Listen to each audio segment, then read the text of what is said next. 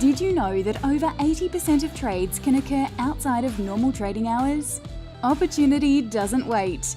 Trade more than 70 key US shares 16 hours a day this earnings season. Love it or loathe it, as an investor, you simply can't ignore it. Digital currencies, blockchain, smart contracts, NFTs, Web3 and more.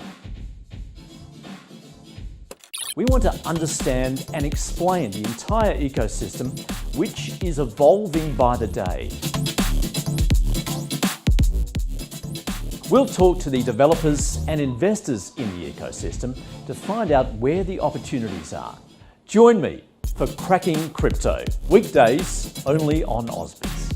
Cracking Crypto is partnered with City Index. Trade shares, CFDs, Forex, crypto and more with a trusted provider.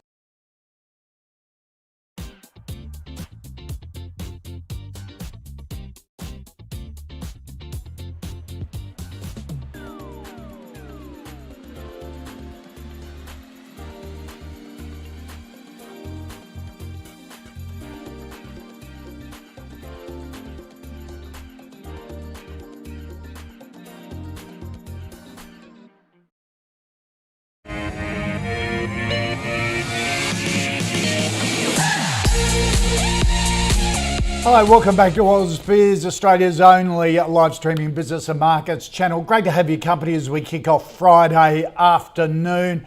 You're watching The Call. 10 stocks that you suggest we have a look at. I put them to two experts for their opinion. We do all of that in 60 minutes and a whole lot more. It's fast and furious. It's a lot of fun. Let's get straight into it. So much to cover today. Jun Bei Liu from Tribeca Capital joins us now. Jun Bei, welcome to The Call. Good to see you. Good to see you, David. Hope you're well. Very well indeed. And we welcome back, no, it's not Tom Petrosky from ComSec, Adam Dawes from Shaw & Partners on the last day of his month off holidays, looking very Bear Grylls, Tom Petrosky. How are you, Adam? Yep. Well, Tom's a bit of a legend around our parts, so I'm just trying to emulate him. It's definitely a compliment. Yeah. Jun Bei, how do you think Adam sort of wears the new look? I think it looks perfect on him. In fact, I think he should keep it. When I first saw you, Adam, I couldn't recognize you. You're a different man, and I love the tan. It looked fantastic. Yeah. Yeah. It's a package. Yeah, I thought that too, Jun Bei. Except I was horrified, and I really don't want to see it too much again. Adam was preparing a bit early and getting his link up early, and then he walked away, and I saw what he was wearing downstairs, and that was a more horrible sight. I think we've got a lot to get through, so we better get moving. Just, you need to work on the legs, I think, mate. Anyhow, so much happening at the moment. Markets all over the place. Look, I'm old enough to remember back to 87 and the volatility leading up to that crash. It sort of reminds me a bit of that. The Dow trading in ranges on a day of 1,000 points, 500 points, 600 points collapsing in the last hour regularly this week. Jun Bei, does that make you nervous? No, it doesn't. It gets me very excited. Look, we all know this year is going to be a year of volatility because people talk about the bond yield move and, the interest rate is on the way up, at least over the next 12 to 2 years. So we will see interest rate going higher. So the share market needs to readjust those expectations. That's why the volatility. But the good thing is it happened very quickly. Certainly, we've seen it in the last few weeks. And what it is it represents fantastic buying opportunity. Not for speculative stock. It's actually for a lot of high quality businesses that, the top 20 businesses that have done so well over the years. And rarely do you get a buying opportunity with some of the share price down close to 20% just in this month. So do you think it's over, the drop? I think the big drop is over, but you will get volatility here and there. But a lot of large cap companies, it's really time to buy. Don't forget, there's also another technical issue as well, because BHP index weight is going to 10% from 6 by the close of today. So there's been incredible amount of selling across the rest of index to move into BHP. That's why we're having additional selling pressure of the large 20 stock. So, all of that combined have seen incredible buying opportunity. Adam, what do you say to your clients at a time like this? They must be sort of a bit panicky, and you see some of the headlines around. What are you saying to them? Yeah, look, and we've had a lot of conversations with clients, and there's been a lot of people that are wanting to sell, just wanting to get out, and I continue to say that it's not the right time to be selling at the moment. Now's not the time to be panicking.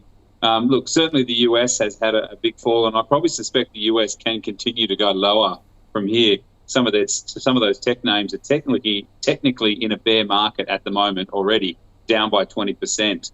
So I think really what we're saying to clients is, there's always a little bit of cash on the sidelines for most clients. So I'm pretty comfortable about potentially putting some more money to work in the market.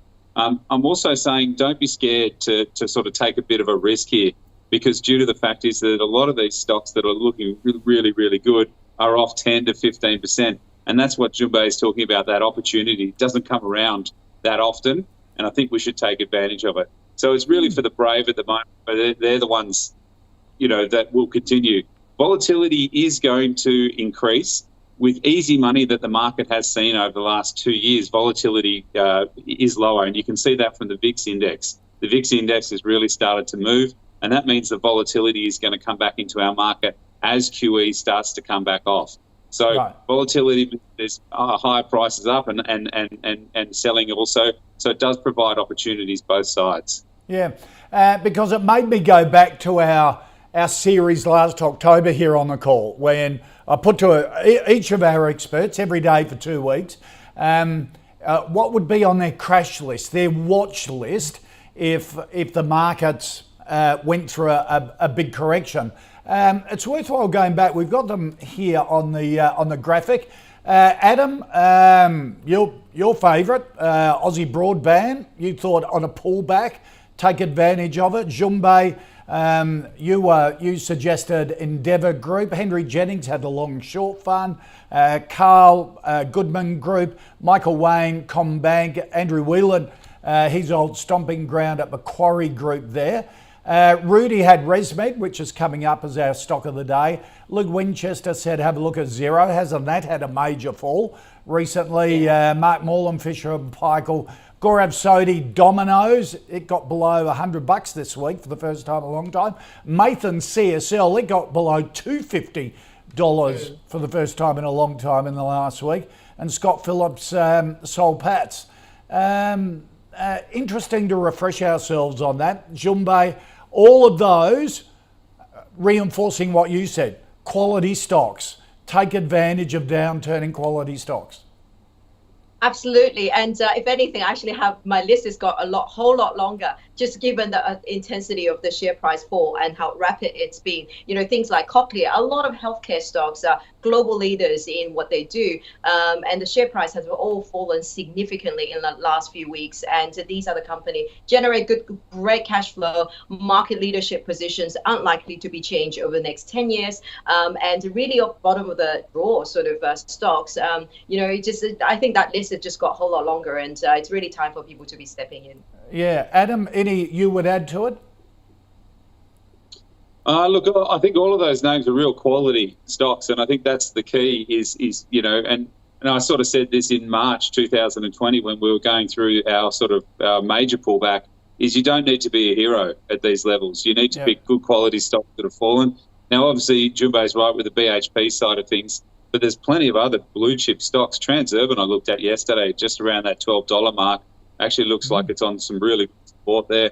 Yeah, so something like a Transurban, I would say Sydney Airport. Transurban is good for yield too, for income investors who have been battered a bit. Their yield would be good at these levels.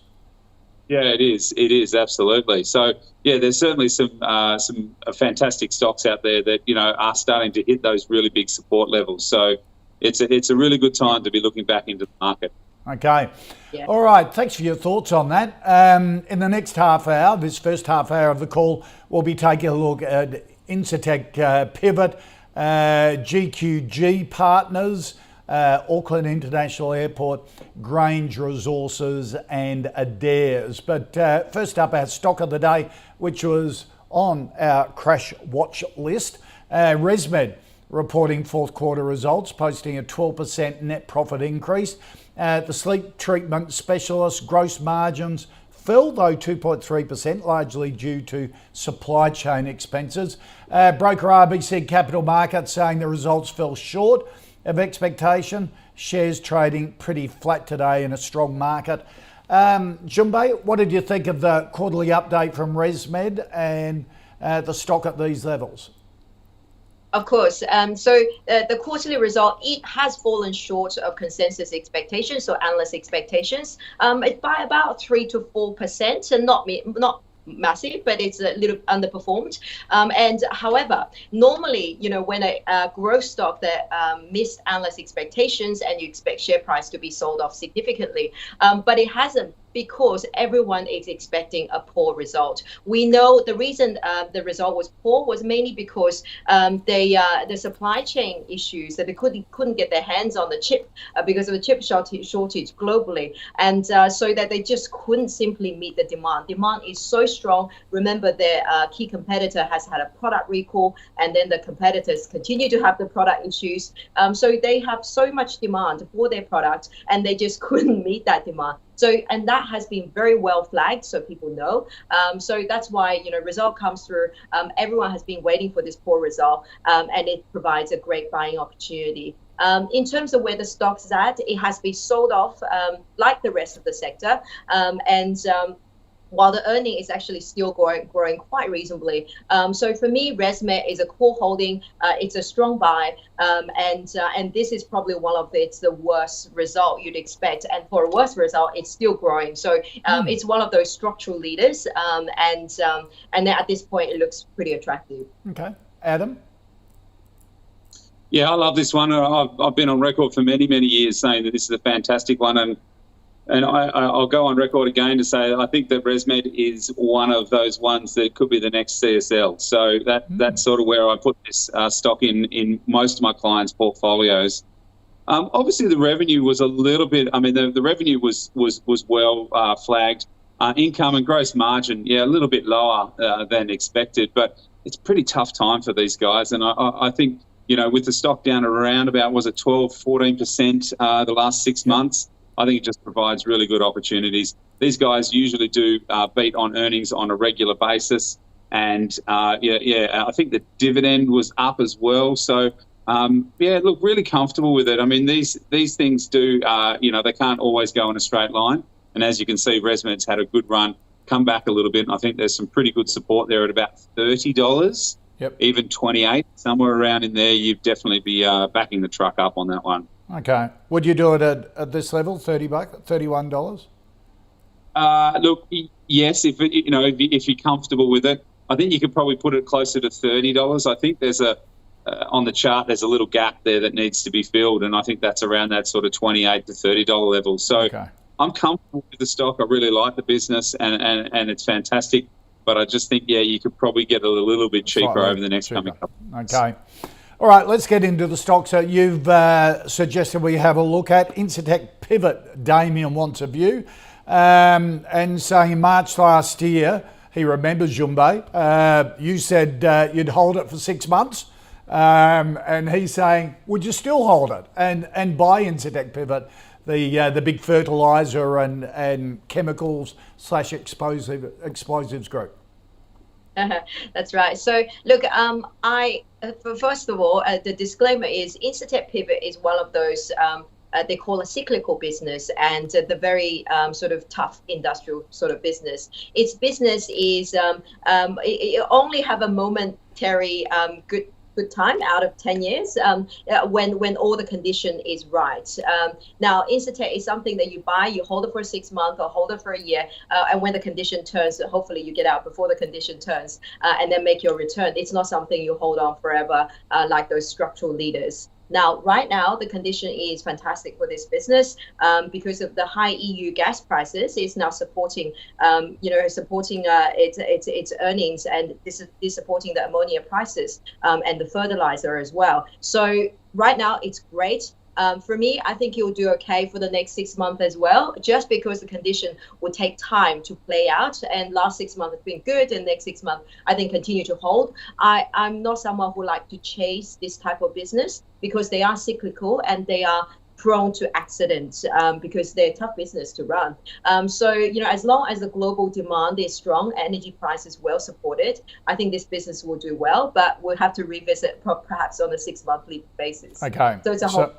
A hold for you, Adam. Yeah, so this one you've got to be a little bit careful. Obviously, it's cyclical, but it's all about the fertiliser price and the DAP price, which is what they basically go off. And so I don't think investors should get really carried away with what's going on there. The ammonia prices or the fertiliser prices average around about $482 a tonne, right? But first quarter for Incitec Pivot, they were able to get up to $632 a tonne. So that's absolutely, killing it for that fertiliser or ammonia prices. But on average, they should sit around that sort of $480, $500 mark. And there's a couple of banks out there that are sort of forecasting for 2023, they expect ammonia prices to drop back to around about $368 a tonne. So that doesn't mean that Incitec Pivot can maintain the level where they are. They probably can, but there is going to be increased pressure to the downside because they're not going to be making as much money on that fertiliser or that ammonia price going forward. So I'd be really cautious up here. It's a hold, even going closer to a sell for me, just on the price activity. Okay, all right.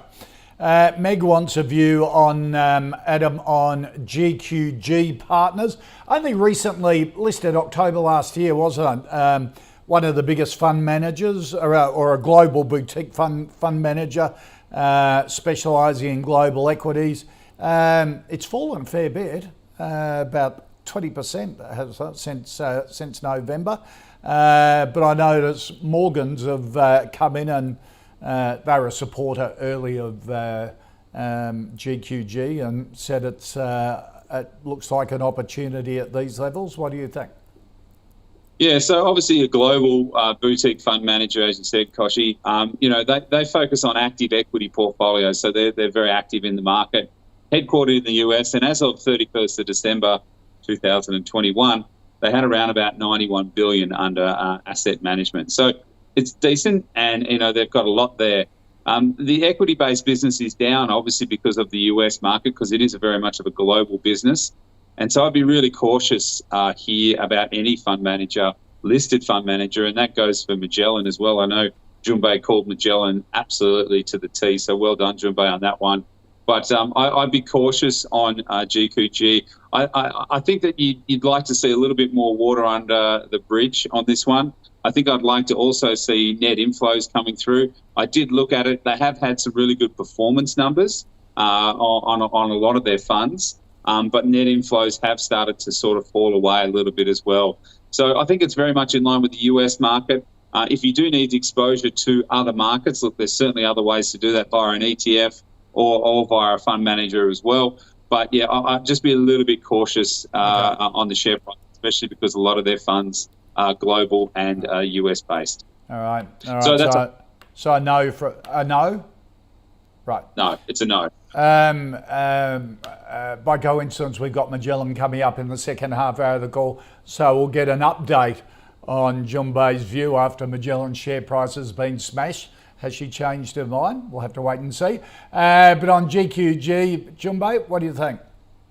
Look, I think exactly as Adam, that GQG is, well, the reason GQG has been sold off, pretty much in the last couple of weeks, as with most other fund managers, mainly because, their earnings market linked. So share market is down 10%, the earnings will shrink by as much. But of course, GQG is one of the few managers actually still have inflow. So you've got Pinnacle that has inflow and GQG has inflow, which is quite nice to see. And you always want to follow a manager that has good performance, that has inflow, because it builds momentum and the cost base is fixed. So you get positive operating leverage. So this business is still going through, a good environment, though, markets shrunk, but I think net they'll be okay. The performance is okay. I think they're beating their benchmark, but it's sort of just okay at the moment. Look, I think at this point, people do want to, for new buyers into fund manager, people want two things to be certain. One is that, market condition has stabilized, because any fall in the market, you can't help it, fund manager will make less money. And two is that, GQG has grown and become its size, current over $90 billion, very, very, very quickly, literally in the last few years. So, a lot of people want to see a bit more establishment, bit more consistent performance, and especially through different market cycle, and to get a bit more evidence. So, I think this one is a hold for me. In the fund manager space, I do prefer Pinnacle. That's also come off a lot, and that is a business give you more diversified portfolio of very high quality managers that's highly recognizable across the retail shareholder investors. Okay, so I'll hold for you on that. Sean wants a view, Jun Bei, on Auckland International Airport. Sean says, I might be wrong, but I can't recall this stock being discussed on the call. Sean, you're wrong. We cover a lot here on the call. But Sean makes a really good point, and thanks for bringing it up again. Amidst all the activity around Sydney Airport, has this been overlooked? Sean's purchase price is about 11% below current levels. It was made as a recovery play, but he wonders about a longer term hold, and he'd welcome your opinions. Jun Bei, Auckland International Airport. Of course, Sydney Airport taken over by a big super fund. Auckland's a bit different because it owns the land in New Zealand, does it? So it's not only an airport, it's a property play as well. Of course, look, it's absolutely, it's a good almost monopolistic sort of position, and it owns land and things, and it's a great reopening trade. And of course, there's a bid for Sydney Airport. So all of that has been reasonably reflected in the share price. It's just a very expensive way. You don't get much dividend yield. It's very, very tiny. So it's just an expensive way to play that recovery. To me, and New Zealand government is very conservative. It certainly feels like, Yep. I'm not sure when the border will really completely be reopened. So, in terms of earnings, that's not coming through. So you're not really getting paid dividend for the time being. And its valuation kind of quite reasonable. I much rather play other reopening sort of trade. But if you're going to hold it as a property in the longer term, it is bottom drawer, because, the asset itself is very defensive. Okay, so a hold from you on this? Yeah. Adam? Yeah. I agree with Jun Bei. I'm a little bit cautious on this one. This has always been a very expensive airport to buy as such. The sort of valuations are pretty up there. RBC Capital, I know, has got a $7.90 New Zealand price on it, so a price target. So there's a little bit of upside there. But one of the things that I did see while doing a little bit of research for this one is that I did see that they have froze their aeronautical price resets for 2023 and then potentially even 2024. So what that means is that every time a plane comes into Sydney Airport or Auckland Airport, they charge them a fee, whether it's an international per passenger via international or domestic. They charge a fee per passenger to the airline to basically land.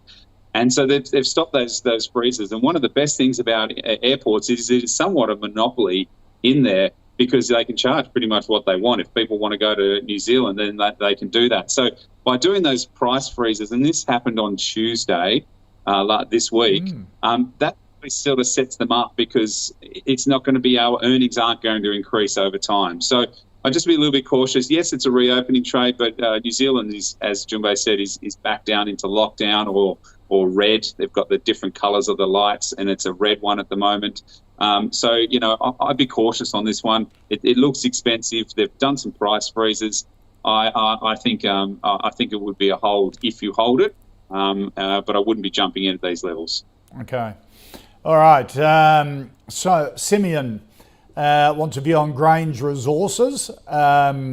Simeon points out hopefully he's not related to you, Adam. Disclose it if he is. Says back at the lows of iron ore. Adam Dawes recommended Grange at 46 cents while he was covering Fortescue. Looking to get his view again, as they've now paid a 10-cent special dividend, and looking to be up there before this week at 52-week highs. Is it time to take profits, or are the tailwinds back for iron ore? Of course, it's the Tasmanian-based iron ore, but mainly pellet production in Tasmania, in Savage River. What's your update on Grange, Adam? Well, yeah, it looks pretty good. The price has definitely moved. Yeah. I think it's an interesting one. Obviously, we still like Fortescue. You know, we like BHP, we like Rio.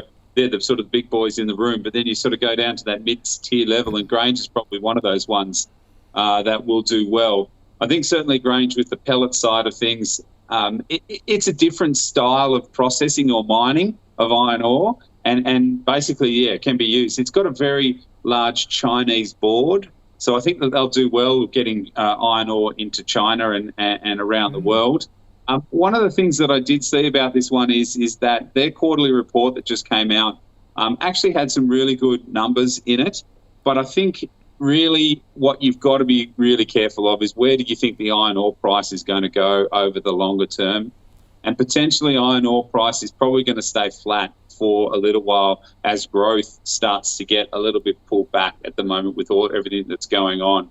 So I'd take some profits, to be honest, on that one. I think that you might see a further fall. The resources are doing well today, but that doesn't mean that they're going to do well the next day and then the day after. So I'd tell our viewer to take some profits on that one and look for a re-entry price back at sort of closer to that 50-cent mark. Okay. Jun Bei, because it was all doom and gloom just before Christmas, wasn't it, in the media? Iron ore prices collapsed, $80 a tonne. You know, everyone was running. Now iron ore prices back to $138. Where did that happen over Christmas? Isn't that short? And investors tend to have very short memory as well. And we just draw a straight line, whichever way, up or down, and then put into our forecast, and then work out big valuation. Look, you're so right. Look, people worry about iron ore, the demand. I think what's really changed is that it's become very clear in the last few months, and we have spoke about this on this show that China just started to stimulate. We've seen early sign of it. We've seen the ease of credit. We're seeing a lot of all these early signs of their intention to stimulate the economy. So that is incredibly important for commodities. So iron ore, which is a big focus by China. So so it's incredibly important. That's why we start seeing all the resources rallying, and also partly because resources sector underperformed enormously in the sort of September to November, a few months. So that's been so all of that together, we have seen the sentiment turn to its favor. But Adam's absolutely right. Long-term iron ore prices is probably not here. So it's at some point it will come off, and the resources sector have had a very strong run. So remember, these are the companies that are cyclical companies. You hold them for a little bit, and then you need to take profits. And then when they fall, you perhaps can buy back in, simply because their earnings very much depend on what the price is. The minute price start falling, their share price will fall quite quickly, sometimes more so than the underlying prices. So it's for me, it's a profit taking on this front, and even Fortescue. And then when it does come down lower points, you can revisit. Okay. Jim wants to view Jun Bei on Adairs, the furniture and homewares retailer. Put out a pretty disappointing quarterly update a little while ago. Shares down 22% in a week. Recorded sales broadly in line, but weak margins. Again, Morgans have just given up an update saying they're retaining an ad rating to it. Add more, they reckon. They have a price target of $3.70. What do you think of Adairs? Look, I think Adairs is a good company. And remember, buying retailers, you always need to buy at the time when no one wants to buy them. Because retailer is such business that they will have one good year and one bad year. And you buy them when they have a bad year because, and then you just need to feel comfortable. It's a great brand and the consumer likes it. And it has all the consumer likes it, and then it has all the store rollout opportunity, which this company has. Now, latest result was poor because a supply chain issue. All the retailers experiencing. I have a feeling that over the next 6 months, you'll hear more of it. So it's not finished yet, but I will be accumulating a little retailer like that, during all these sell-off. Okay, so accumulate from you. What about you, Adam? Yeah, I'm going to go with Jun Bei on this one. I think it's a buy. I think that the sell-off has definitely created a lot of opportunity for this one. And I've been reading a fair bit of research from UBS on this one, and they're sort of quite happy to, I think, look at this. And the stock reaction is partly be reflected on too much optimism, I guess, amongst investors. And look, they certainly, Omicron has certainly given a rapid rise, which has certainly put the brakes on the stock. But I believe that the sell-off prevents an attractive opportunity, obviously based on higher income, so, pent-up savings and the wealth effect created by higher house prices. I think that the fall of sort of 22% plus gives us a really good opportunity to get into this one. Obviously, I prefer Nick Scali in that sector. I think that's a better run business. But look, on that price fall, I think it's a buy, and so I'll stick with that one. Right, yeah, and wage growth looking as though it's coming back as well should help these types of retailers. Let's recap the first 5 stocks as stock of the day. ResMed, one of those quality stocks you buy on a pullback. Jun Bei likes it at these levels. For Adam, it's a hold. If it got a little further down, $28, $30. He'd be very interested in that. Incitec Pivot, a hold from Jun Bei, a really weak hold from Adam, if not a sell at these levels going through the cycles.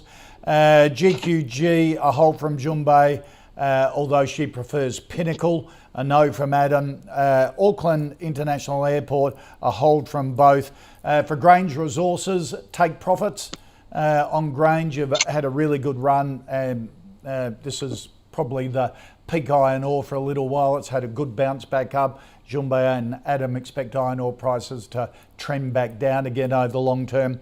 And Adairs, a buy from both after the big pullback. In the next half hour, we're looking at Telix Pharmaceutical, Magellan, Lithium Power International, Altium, and Southern Cross. Adam, Amelia wants a view on Telix Pharmaceuticals, the oncology company.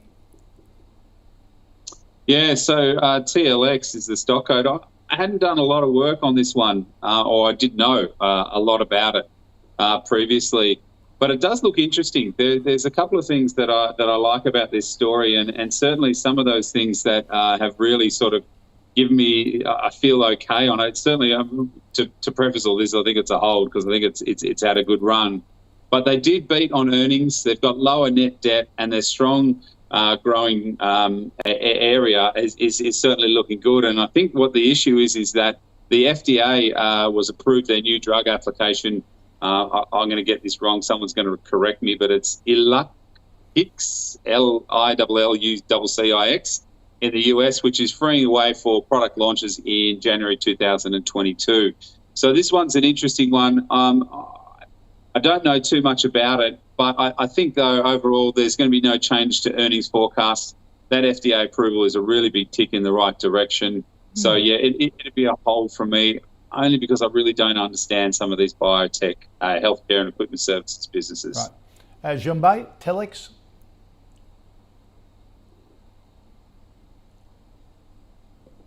Oh, we lost you, Jun Bei. We just lost you, I think, Jun Bei. There. How's Can you hear me? Yep. There we go. Yeah. Perfect. Okay, perfect.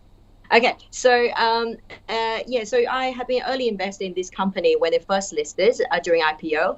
What's amazing about this little business is that, when you talk about biotech and things, it's incredibly important to know the management who knows their stuff, because most of the investors like me, we're generalists, so we just don't have enough the technical knowledge background to understand it. So Chris is the guy who started. He used to be the key head of M&A for a lot of large pharmaceutical businesses, and what he did in those days was, during his early days when he worked for them, was to find portfolio of whether it's pharmaceutical early stage product, and put them together, and then bolt them on and put into the large pharma business. And he's been doing this successfully for so many years. And then he was so successful, he then left and came out and set up a sort of venture capital business, and he ran some ultra high net worth money for quite some time. And because it did so well, then his client actually said to him, why don't you set up this business, and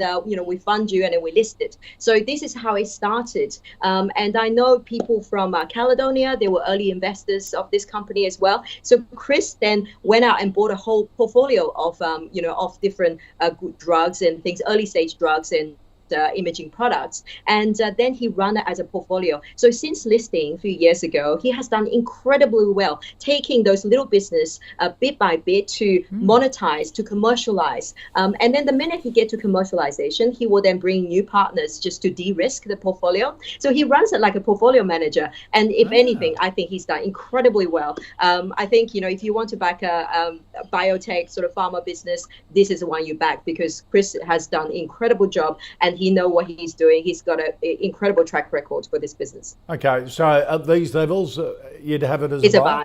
Okay. Yeah, all absolutely. Right. That's an interesting way of approaching it. It's sort of like Clinivel does a similar type thing, doesn't it? Rather than put all your money on the one drug to get it through. A lot of these little biotechs are just one product ponies, aren't they? That's right. That's the risk, because if you just do one product, then if it fails, then you're taking on so much risk. Whereas this one, there's a portfolio. You manage bit by bit, and then you de-risk them as when you find partners. Okay.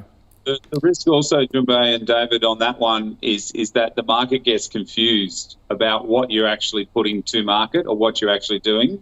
Yeah. So it is good to have two drugs, blockbusters, that you concentrate on with a portfolio underneath, so that the market then gets to understand maybe one or two. If you come to the market with all of your drugs, they get confused, they don't understand, and then the message gets lost. Yep. So it's a bit of a chicken and the egg kind of thing, I think. Yep. All right. Sandy wants a view, Jun Bei, on your old favourite Magellan. Sandy says, I bought some of the falling knife that is Magellan recently at $25. I must admit, I dabbled in the falling knife for my little superannuation fund as well. Are we going to continue to see funds under management reduce, or maybe a turnaround over the long term? What do you think? Should we bandage the wound or stick with it? Look, I think I'm not sure how I should approach this now, but I No, with honesty. I'm going to be So I think the main issue with the fund manager you always need to follow is performance and then the flow. So for Magellan, they had great performance for so many years, and that's why they had such a strong flow. Now performance has turned and the flow turned negative. One of the biggest problem at the moment that why the share price gone down so much is because they lost its biggest client, one of its biggest client, founding clients, and that was 17% of its total fund. Now this founding client was the reason it's called founding client is because when they first won this client, a lot of advisors follow this client in. So what it means is in the next 3 months to 6 months or even a year, you will continuously having outflow because as people follow this client out. So momentum is still going to be negative. Culturally, maybe it's still going to have negative psychology going on because money is still leaving. And in terms of performance, they're actually okay at the moment. So I would say, Magellan for me is more neutral at this point. I think it does provide a great platform. So perhaps M&A is something, further down the track that people might want to look at it. But it just, at this point, the earnings negative. So potentially it's not going to jump significantly anytime soon, just simply the earnings still going down. Okay. So what was that? Yes, get in or a hold? Neutral to negative. It's a weak sell. A weak, oh, okay. So a sell. All right. Dawesy? I'm going to go the other side of this one because I got it wrong when Jun Bei got it right. I'm going to stay with my call. I think Magellan's a buy, and there's a couple of reasons why. One of the reasons why is that Hamish Douglas has been banking on this correction that we are in right now. Right? He has been talking about this one for a long time, and the market's been very annoyed, and hence why the underperformance is that he's had up to 30% in cash. And so we're all scratching our heads going, well, the market's been moving higher. He should be fully invested and he should be moving. Now is it's like a pivotal time in the stock and what the actual Hamish can do to turn this around, because this fall in the US, and then remember, he's very much invested in the US. So this fall in the US, he should be able to put a lot of good money to work in some really good companies. Hopefully then the performance starts to move forward. Yes, they did lose a couple of big customers. That's understandable, but those inflows should then follow. So I think there's on the chart, there's a little bit of a gap there from around about $25 to $30. I think that Hamish can get back up to there. I think it's a good trade down here at $18. Look for a stop out at $30. Something like that, I think you should do okay with. So I'm hoping that this correction that we're seeing in the US and here and around the world is a fantastic opportunity for Hamish to get involved, get the money to work, and then the performance should play. All right, stock at a 5-year low, as we can see from that chart. Adam Stewart wants a view on Lithium Power International.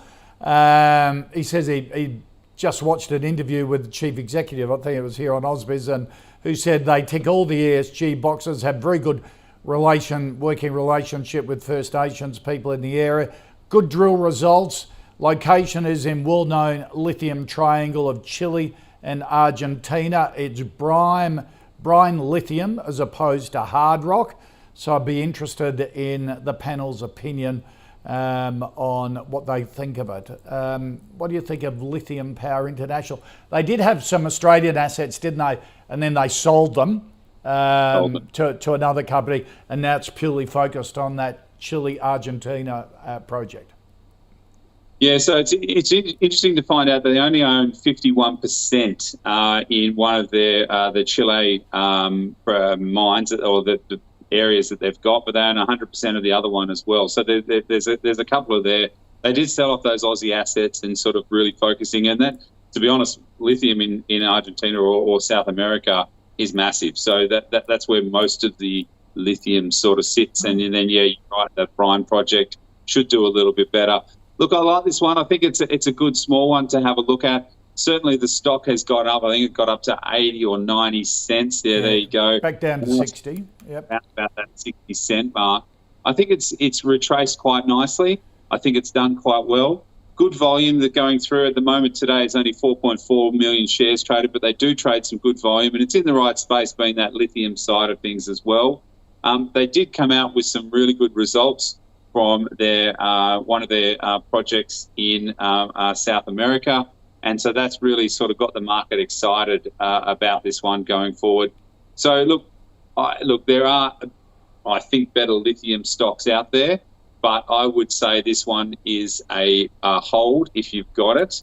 I'm comfortable to get back in, but only at sort of cheaper prices. And at the moment, we've seen the stock go up, we've seen it come down, and it's moving sideways. I just want to see more of that sideways motion before I invest in it, because it could take another leg down. And certainly with the market the way it is, a little bit skittish, that's probably when I'd look to buy into this one. So it's a hold for me at these prices. Okay, what's your preferred premium? Preferred lithium, rather? Yeah, lithium. So IGO is one that I really like, and they just bought Western Areas Nickel. I think that's a fantastic business going forward, and we've got a lot of money in Mineral Resources, MIN, and that's got your old world iron, or can I say old world iron ore, and then you got your new world, which has got the lithium as well. So yeah, there's a couple of there where they're a little bit more diversified than sort of a one-trick pony. They're the sort of ones that I like at the moment. Jun Bei, what do you think of lithium power? Yeah, look, I am similar to Adam. I think these stocks. I like lithium, but I do prefer to play it through more diversified guys like IGO, perhaps Mineral Resources, but IGO is preferred play. These companies, in terms of share price, you just saw on the chart, has done incredibly well. And, that's the issue, is that there's a lot of hot money, there's a lot of heat in this sector. And so, subject them to volatility. Especially market is going through its transition phase. So it may present better buying opportunities. So I would avoid it for now, but much rather to be buying to the larger diversified names like IGO. Okay. All right, Jackson wants a view on Altium, Jun Bei. This is the software developer that basically gives software or designs software for engineers who design circuit boards. That's right. Look, it is a quality tech company, and it does dominate that cheaper end of the circuit board design space, and has been the case for many years, and it's it's done incredibly well until, of course, the pandemic hits, and this company has been severely impacted by the pandemic, because most of its sale come from actually salespeople going to the key customer and then get sales through, and the pandemic lockdown has meant that didn't happen, so a lot of sales were pushed out. That has affected its earnings. So in the next 12 months, things will come back, and for that part of the business, it will look better. Now, but however, at this point, we've seen sharp sell-off across all tech companies. It certainly put this one, which share price actually has been holding up pretty well relative to the others, such as Zero and others. It certainly seems like value is probably better elsewhere. And this company also needs to prove its strategy over the next few years to be able to get into the next level, which is the enterprise level. And that is, they haven't yet to be able to demonstrate their ability in doing so. So there is a little bit of risk on that. It looks okay value, but I just prefer to put into other tech companies that's been sold off a lot in the last month or so. Okay. So these are hold. So are you still buying tech, investing in tech on the pullback? Oh, absolutely. Look, I'm a long short manager, so I can buy all the way down and shorting something else all the way down. So, look, I just think this is a rare opportunity where you can find those quality growth companies. I keep my exposure of growth to neutral, but I short some of the other ones that has earnings issues and perhaps not yet profitable. But it absolutely is a great opportunity to be buying those growth companies, because they'll come back. Market will readjust, and then people will realize, in 5 years, a lot of those cyclical companies aren't going to grow. How do you future-proof your portfolio? You have to buy those growth companies. Yeah. And as you say, stocks like Zero have been absolutely pummeled. Extraordinary. Adam, what do you think about Altium? Yeah, look, I really like this one, especially down here. I think it's $34 or $33, something like that. I think this one really looks good. Couple of things, and the reasons why I do like it is that every computer device, there you go, 3406, every computer device that you touch, Altium has some kind of design in it. Everything from, pressing a button on the lift to using your mobile phone, these guys have got the technology that's integrated into that, and that's that printed circuit board software that you talked about, Koshi. So I think this one is absolutely, they did raise guidance a while ago, but really for me, it's that high teen percentages that they're forecasting for their growth. But the EBITDA growing at around 20% each year on margin expansion. Now, there are businesses out there that do that 20% EBITDA growth on their margin, but that's a fantastic business, and that's something that you can really sort of hang your hat on. So for me, at these levels, it's a buy. I think this is a fantastic story and a fantastic stock. Obviously getting knocked around with all of the other, tech kind of things that are going on, but I really think this one is a good one. I just don't know about they had a takeover, didn't they? And I don't know what's going on with that takeover, if that's fallen away or something like that. Those guys might still be in the wings a viewer will probably correct me, but I think that's something that you got to have a look at. This business was sought after down around these levels, and it might be a gain. So I'm comfortable to stick a buy on it. Right. Yeah, so the takeover price was about $35, I think just around there. And I think when they put the thing on, and I think Altium rejected straight away, just saying, look, it's completely, too low. And then I think since then, the the bidder have publicly talked about launching their own similar sort of products. So I think, public talk about launching their own products, so people assume that sort of went away. Okay, all right. And our final stock, Adam, Harry wants a view on Southern Cross Media. The engages in basically podcasting and also some major FM and AM radio stations. Triple M network is part of SCA as well. What do you think of Southern Cross? Yeah, it's an interesting one, isn't it? Because radio, I don't really believe will ever do any better than what it's doing now, and it's been a sort of a tough space to navigate. And look, there's probably some bits in the business that they can uncover to create some more value in the business. But I think overall they've done really, really well to reduce their costs. They've been able to drop their costs considerably, which has definitely helped revenue going forward. So that's certainly a positive thing. Overheads will continue to rise, obviously JobKeeper and those kinds of things. But there's been some notable overheads in the business as well. And look, overall, I think the regional TV side of things is very, very different. And, we live in the city, but the regional stuff is actually quite good if they can get it right. So all in all, you put all this stuff together, I think it's a hold. I don't like the old world media. And that's what I always look at this one, is that old world media.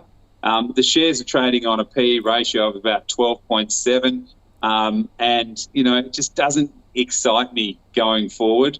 The government's probably likely to support ongoing, in that area, but obviously they've got to lift spending and they've got to lower their outgoings.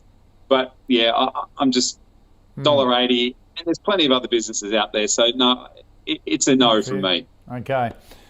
Jun Bei, it's interesting their 1 year chart there, but you compare that with 9 and 7 that have gone the opposite direction, haven't they? Yeah, that's right. Yeah. Look, it's interesting. So look, I'm with Adam. It's difficult for old world media because it's very hard to ascertain what the terminal value is, because eventually when the world completely get digitized, what does it look like? And certainly TV has been very challenged for a long time. Radio has managed to find its way and build themselves into people's lives. So they got digital, sort of all the digital radio and things, and in the car, built into the car and things. So it sort of sits nicely in the background. But regardless, the pie for traditional media certainly is shrinking. Now, put that aside, that's a structural story. For the short term, media spending is actually incredibly strong because coming out of pandemic, a lot of businesses are focusing on, just building brands because people have realized that you need big brands for consumer to spend. When consumer go online, they go on with the brand that they know. So a lot of companies have talked to increase marketing spend in the last 12 months, and I think it will be even higher in the following few years. So, so the media space is traditional media space is going through a good period, and particularly you're actually seeing it across TV. And remember, this year is going to be election year. Every time when there's election year, everyone wants to buy TV. So on that basis, I kind of, if you pick one out of the traditional media, I think Seven looks interesting, trading on 5 times earnings. That's very, very little you're paying for, what the ultimate value is. But all you know is that the rating's doing well, and then they will have a fantastic year, and all that cash flow will come back to shareholders, or buying something bolt on. So I do think Seven looks much more compelling in terms of value, and then short-term earnings front looks much stronger. But these are the business you buy them when the condition's good, and you holding on for a long period is very difficult to. Okay, there you go, Harriet. Good analysis there of Southern Cross Media. Jun Bei Liu from Tribeca, Adam Dawes from Shores. Have a great weekend. Thanks for joining us on this Friday. Thank you. You too, David. Very much. Thank you. And Adam, reassure me those black and blue striped shorts you got on are bathers and not your undies. Well, you've done it plenty of times, Koshi, behind the desk. We don't get to see what's behind the desk. So, and neither should we. I still can't scrub the image. All right, see you guys. Have a great weekend. Catch you next week. You too. Bye. All right, let's recap the final 5 stocks on the call today. Telix Pharma, a buy from Jun Bei, hold from Adam. Magellan, a sell from Jun Bei, a buy from Adam. Lithium International, a no from Jun Bei. She prefers IGO in this space. Adam, it's a hold, but he prefers IGO or Mineral Resources for your exposure to lithium because you're part of a basket. Altium, a buy from Adam, a no from Jun Bei. And Southern Cross, a no from Jun Bei and a hold from Adam. If you've got any stocks you'd like us to cover here on the call, put them in an email to call@ausbiz.com.au or tweet us using the @AusbizTV handle. You can see all the stocks in the calls portfolio. Head to ausbiz.co/portfolio. We've got big news on the calls portfolio that we will be announcing on Monday. And don't go anywhere. The small caps is next. The small cap of the day is Bike Exchange. Mark Watkin will be joining the team very shortly as the company reports its quarterly results. And we'll speak to the chief executive to find out what might improve its share price performance. We'll also get across Morgan Stanley's top 5 Aussie small cap picks ahead of reporting season. So the small caps is next right here on Ausbiz. Don't go away.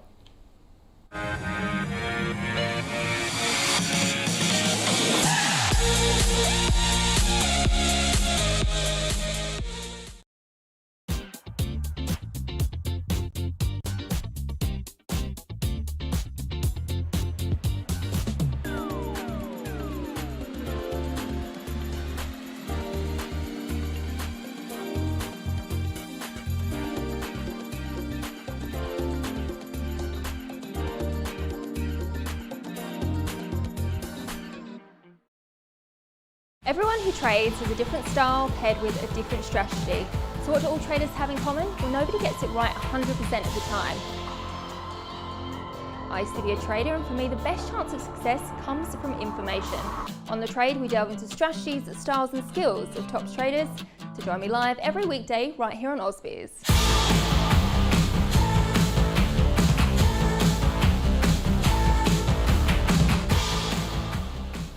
The Trade is brought to you by Markets.com. The world of financial markets, your way. Make the switch today.